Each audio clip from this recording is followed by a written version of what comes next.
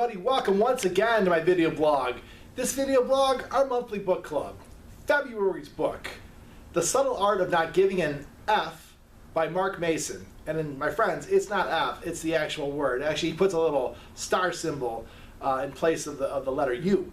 So you get the drift. So let me warn you about this book. It is laced with profanity, and it's got some crudeness in it as well. However, if you can get past the profanity, get past the crudeness, I think it's got some very, very good takeaways.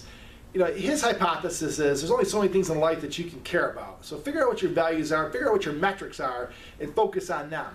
And don't worry about the stuff that doesn't affect you.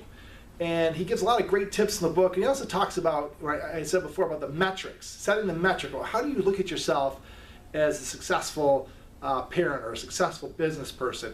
How do you set those metrics? So he gives a great example of a guy who was kicked out of a heavy metal band. He's a guitarist. They woke him up. They said, "You're out." They put him on a bus. He sent him back to California. And his goal was to be better than the band he kicked him out of. So he went and started his own band, went on tour, recorded albums, and they actually had a pretty big heavy metal band called Megadeth.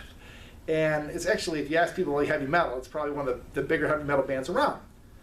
And was he happy? Was he satisfied? No. His metric was being better than the band that he got kicked out of. The band he got kicked out of was Metallica, arguably now the best heavy metal band there is. And this is, of course, before either of the bands were big. So 20 years later, they're interviewing him, and he's getting teary-eyed about getting kicked out of the band and like not feeling successful. And I think that's kind of a tragedy. So I think it's okay to shoot for the clouds or shoot for the stars.